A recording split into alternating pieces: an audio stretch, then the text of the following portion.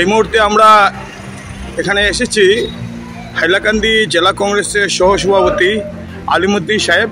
উনি একটি হ্যাট্রিক করেছেন, লাগাতার তিনবার উনি সহসভাপতির পদ অলঙ্কৃত করেছেন। তো এটা একটি খুশির বিষয়, ওনাকে অভিনন্দন জানাই। তো আপনি তিনবার হ্যাট্রিক করার জন্য আপনি কি বলতে চাইবেন? আমি বর্তমানে হাইলাকান্দি জেলা কংগ্রেসের সহসভাপতি, কিন্তু এর আগেও আমি 2বার সহসভাপতি ছিলাম। তাই আমি 3বার অর্থাৎ হ্যাট্রিক করেছি। এই হ্যাট্রিকের গুণ হইল আমি বহুত পূর্ব থেকেই আমি কংগ্রেসে ছিলাম, যুব কংগ্রেস ছিলাম, মন্ডল ছিলাম, ব্লক ছিলাম, তারপরে জেলা কংগ্রেসে এসেছি। আমি শিক্ষকতার পাশাপাশি আমি কংগ্রেস ছাড়ছি না। আমি শিক্ষকতার পাশাপাশি কংগ্রেস কোনোদিন ছাড়ছি না। আমি আপনি বিগত দিনে শিক্ষক ছিলেন? এখন তো রিটায়ার্ড।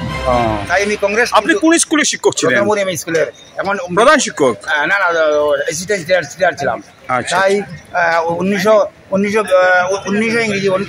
2019 আমি রিটায়ার করছি।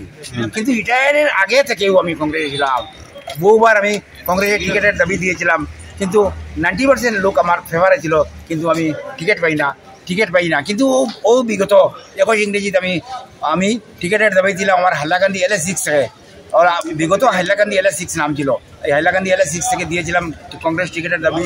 কিন্তু আমার গুয়াহাটি থেকে আমার দিল্লি পর্যন্ত গিয়েছে আমার 1 নম্বর নাম হয়ে। কিন্তু তবুও আমাদের এখানে কংগ্রেসের বিপুল সমর্থন ছিল। কংগ্রেসের সিট কংগ্রেস LS6 কংগ্রেসের ছিল, কিন্তু আমাকে না দিয়ে ইউডিএফকে দেওয়া হয়েছে। তাই ইউডিএফকে দেওয়ার কারণে আমাদের এখানে হাইলাকান্দি কোনো কাজ হইছে না।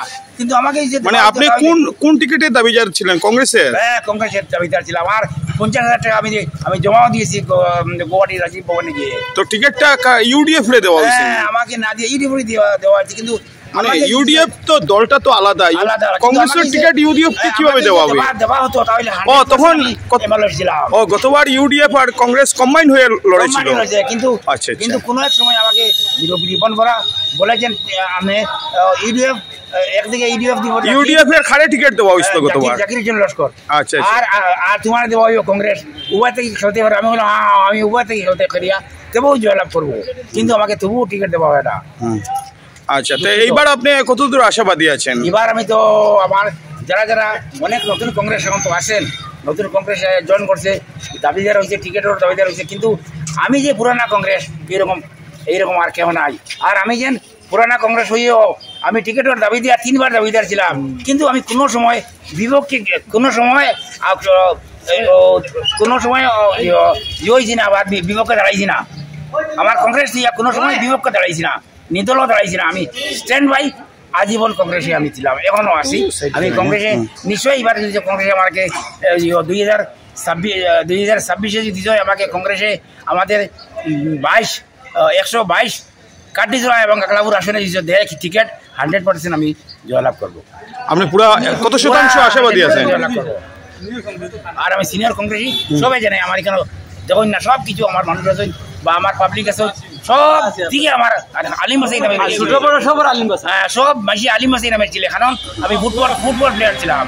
যখন আমার পায়ে বল আসতো তখন সারা মাঠে বলতো আলিম হাসাই চালাও, তাই আলিম হাসাই নাম হয়ে গেছে। আচ্ছা, এখন বর্তমানে যে মনে করেন প্রেসিডেন্টের যে চেয়ারটা খালি আছে, ডিস্ট্রিক্ট প্রেসিডেন্টের যে চেয়ারটা যে খালি আছে, এটাতে আপনি কি তার দাবিদার আছেন? আমার দাবি সীমানাই মাসে দিছুন, কিন্তু আমি এটা কোনো দাবিদার নাই। প্রেসিডেন্টের দৌড়ে আমি এটা কিন্তু দাবিদার নাই। আমি প্রেসিডেন্টের দৌড়ে কোনো দাবিদার নাই। আমি একজনের নাম দিয়েছি আনামুদ্দিন লস্কর। কারণ বিগত আনামুদ্দিন লস্কর চেয়ারম্যানও ছিল, আর তার টাকা পয়সাও আছে। কংগ্রেস ভবনও এটা চালাইবার যোগ আছে, মানুষ আছে। আমরা তারা সাহায্য করবো। আনামুদ্দিন লস্করকে দেওয়া হোক, আল্লাহউদ্দিন লস্করকে দেওয়া হোক। তাই আমাদের কংগ্রেসের খুব ভালোভাবে কংগ্রেস চলবো, হাইলাকান্দি কংগ্রেস চলবো।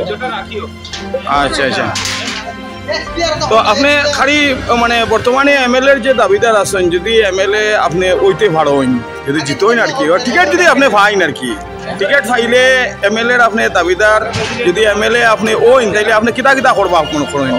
এর আগে আমি আর একটা ভুলে গেছিলাম। আমি হাইলাকান্দি জেলার আমার একটা সংস্থা আছে BSS ক্লাব। এই BSS ক্লাবের সেক্রেটারি, এই BSS ক্লাবের সেক্রেটারি থাকায় এবং আরো বিভিন্ন সময় মহানগর সহসভাপতি আছে, আর অনেক সংস্থার লগে আমি সংযুক্ত আছি আর বিএসএস ক্লাবর সেক্রেটারি সম্পাদক থাকায় আমি স্বেচ্ছাসেবকমূলক অনেক কাজ রাস্তাঘাট ফ্লাড তারপরে অনেক কাজ আমি করে গেছি এই এর বদৌলতে ডিসি মহোদয় মানে আমাদের এইখানে শমশের সিং ডিসি মহোদয় আসলা এবং দাস মহাশয় এসি চার্জে আসলা আইসি চার্জে আসলা ওরা 2খানা সার্টিফিকেট দিয়েছে আমাকে best social worker in Hailakandi district.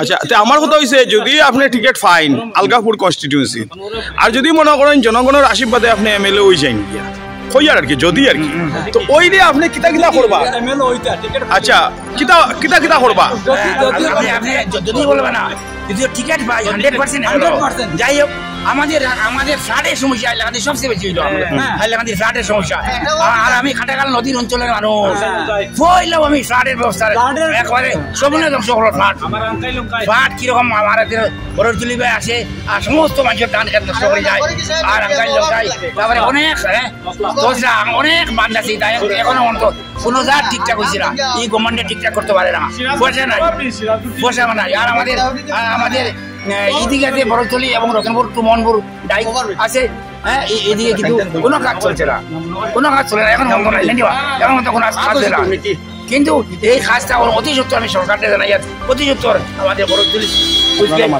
বড়তলি Dijk এবং আমার আঙ্কাই লঙ্কাই বাড়িজুরি এবং আমার এই সমস্ত কাজ অতি সম্ভব এবং আমার রতনপুর পিঠাবাড়ি রাস্তা বাড়িজুরি পিঠাবাড়ি রাস্তা এই ফ্ল্যাটে ধ্বংস হয়ে গেছে ওইটাও জেলার কোনো কাজ করতে না তাই অতি সত্তর এই সমস্ত কাজ মাননীয় ইঞ্জিনিয়ার এবং ডিসি মহোদয়ের নিকট অনুরোধ জানাচ্ছি। ধন্যবাদ।